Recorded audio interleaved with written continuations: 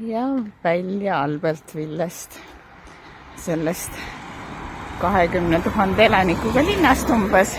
Ja kui kõik need äärelinna osad juurde arvestada, siis 40 000 elanikuga linnast, mis oli olümpialinn 1992 aastal. Nii et nüüd siit ära minnes jõudsin vähekene selle linna kohta ka siis lugeda.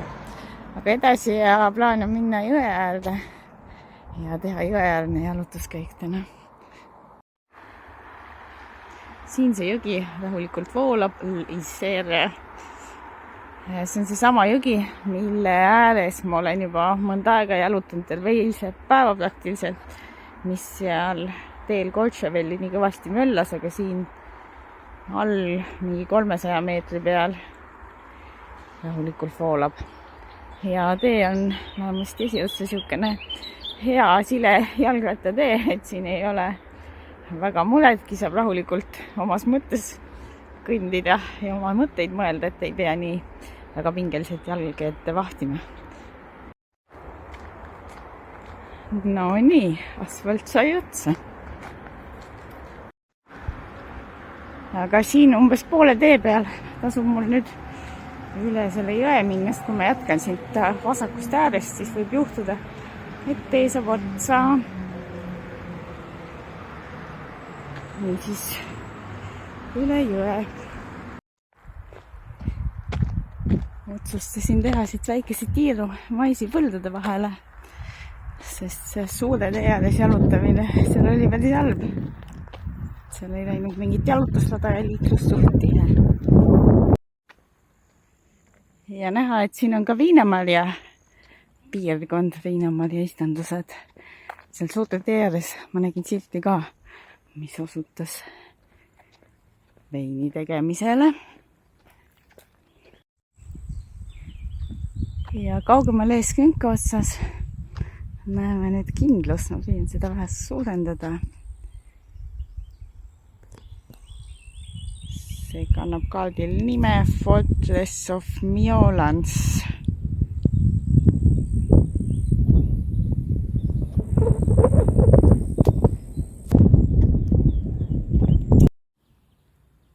Et kui rõõmus kollane päevalillepõld. Ja siit seda Kindlust on nüüd natukene lähemalt ka näha.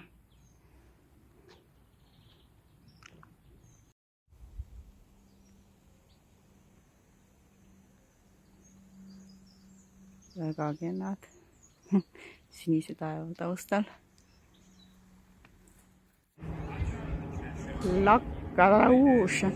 Siin lähedal on suur kämping ka, et nüüd leidsin siis sobiva piknikupaiga. Nagu oleks vaatan seda järve ka lähemalt.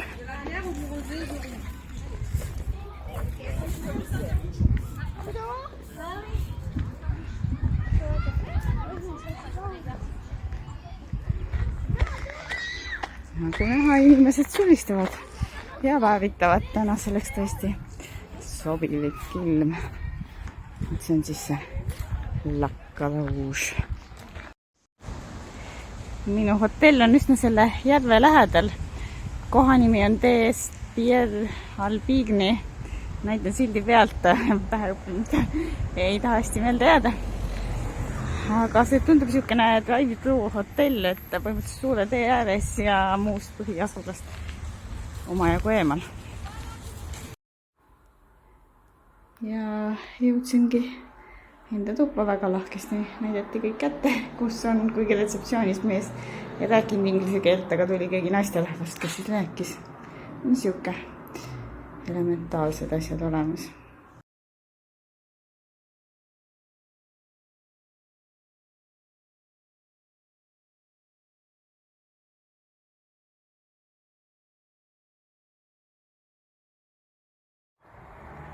Astun hommikul hotelli uksest välja ja mis ma näen? Kaamel siin. Selle järve kõrval olid sildid või on sildid, et erajärv, et ärge ujuge. Taas olen jõudnud siia jõeäärsele kruusateele, kust ma eile ära pöörasin. No jõge küll siit põõsad aeg-ajalt varjavad, aga siia saamine oli paras seiklus, sest see rada, mis ma olin kaardilt välja vaadanud, osutus, et reaalsuses ei eksisteerinud. Ja nii ma siis pidin väikse ringi tegema. Eespool üle vee paistab Montmelien.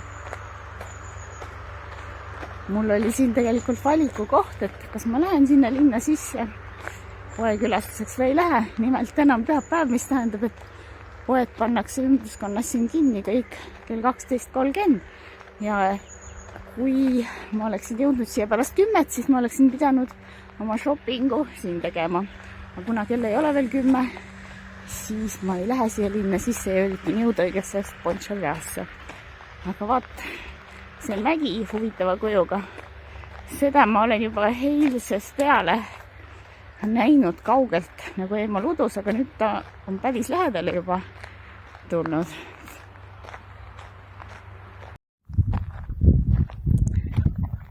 See huvitava kujuga mägi on nüüd pisut külje peale. Ega ma sealt otse üle ei tulnud, ikka kõrvalt lähen mööda. Vahepeal sai natukene mingi paar kilomeetrit suure tee äärtmed jälle valsitud. Õnneks sealt läks jalgrattarada ja siis nüüd sain pöörata siia sirgele raudteega paralleelselt kulgevale teele, mis on küll päris palavaks juba läinud. Tada, jõudsin Pontcharra superuusse, enne kui see pühapäeval suleti. Ja siin on nii hea jahe võrreldes välisega. Ning nüüd koos Moonakotiga Laabussi järjesse.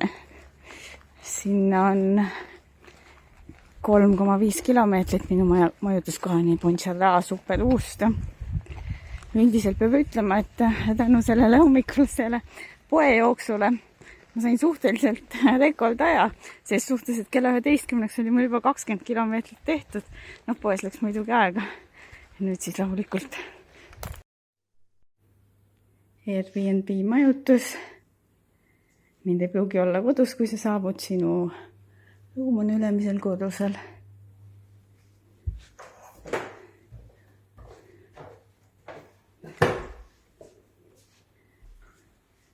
Ma arvan, et see kamber 1 on siis minu ruum.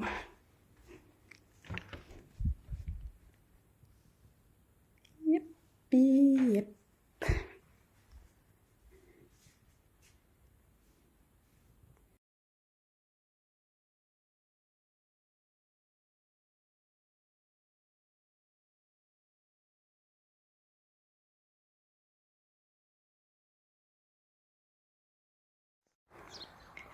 Kell mingi 7.03 hommikul ja ma olen alustanud oma teekonda Domeeni nimelisse kohta. See on 10 kilomeetrit Grenoblist eespool. Ja tänane päev taas tõostab väga palavaks minna. Selleks siis nii varajane algus. Siin näiks ilmateate järgi mingi suurem kuumalaine tulema. Ja taas tuttavale jõeäärsele Laisvee on selle jõe nimi, selle äärsele teele, et juba 3. päeva järjest ja üsna suure jupi kogu tänasest teekonnast peaksin siis selle jõe ääres tegema. Hommikust hakkab päev saama, olen siin Frogesi kõrval, siin on kohe päris hea mõnus ja puude ilus jalutuskeik.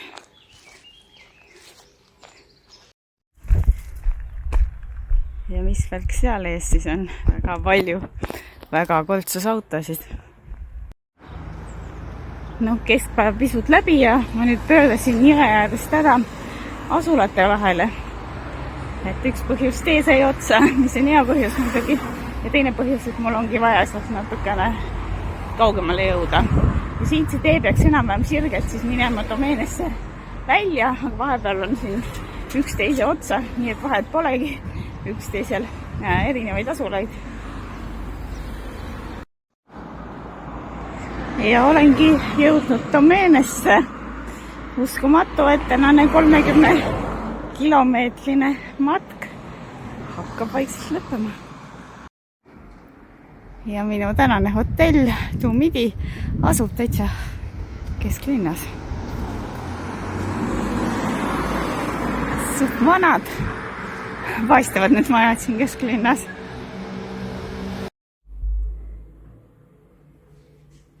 No, päris normaalne ruum. Pedi seal seletas pikalt, mulle jäi nagu, nad rääkis inglise keelt suhteliselt kehvasti, mulle jäi nagu mulje, et pole siin suurt midagi, et väga väike ja väga almetu ja, aga minu meelest päris lahe ruum ja mõnusalt jahe ka tänasel palavaks läinud päeval.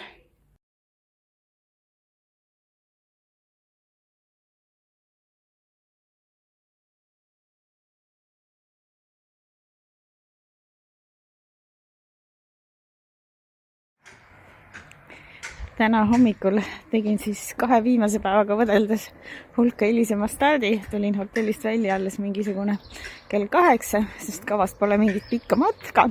Lihtsalt suundun siin samas domeeni lähedal asuvasse Grenoblesse. Grenoble nimetab ennast Alpide pealinnaks ja siis suuruselt, et oleneb kuidas mõõta. Et koos selle urban areaga või selle linnastuga siin ümber on suurem linn kui Tallinn, aga päris see linna keskne osa on niisugune umbes 2 Tartut. Ja miks ta ennast Alpide pealinnaks nimetab, et eks see ole suurus ja Alpide lähedus. Grenoble ja Laisree jõgi Grenobles. Selline linn. Ja kas see kindlasti seal üleval mäe otsas on Fort de la Bastille või on see midagi alumist veel? Kuidas taest? Seal on need ühed esimesed siuksed munakujulised linnakaabliautod. Kas nüüd sinna ülesse kindlusse sõidavad ja teised tulevad siis alla.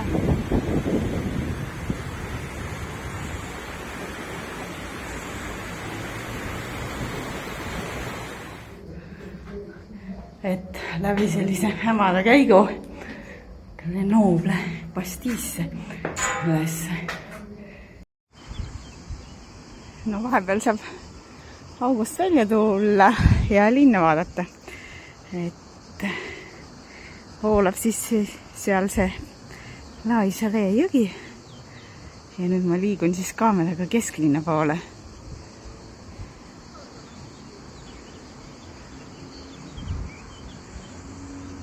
Ja siis ümber mäed. Aga noh, paistab, et saab veel pisut ülespoole ronida.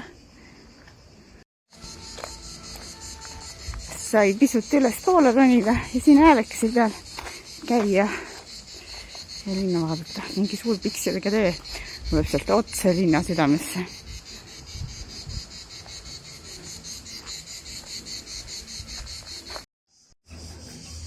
No nüüd ma olen siis kaardil näidatud pildistamise kohas.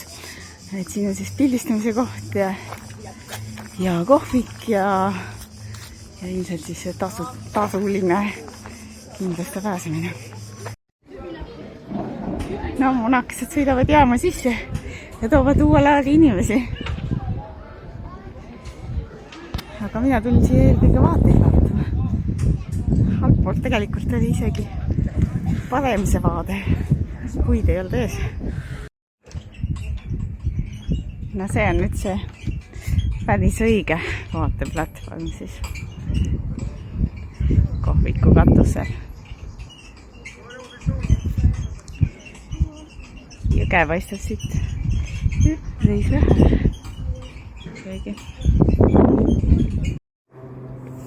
Vaatan, kas mul õnnestub alla saada 11 kaudu, kui ma ülesse tulin. Umbes 270 meetrit oli kokku seda ülestuleku ronimist siis. Aga Porto de France peaks siis olema see minu sihtpunkt nüüd. Et jääb kergelt siuke mulje, et terve see mägi on seda kindlust nagu täis ehitatud, lähed siit alla mingitest käikudest. Siia poollooduslike kindluse müüride alla on lastele vahvad mänguplatsid ehitatud. See juba teine plats siin. No, alla linna vahele ma sain. Ja poes sain ka käidud, et nüüd ma siin läbi siis kesklinna hotelli poole.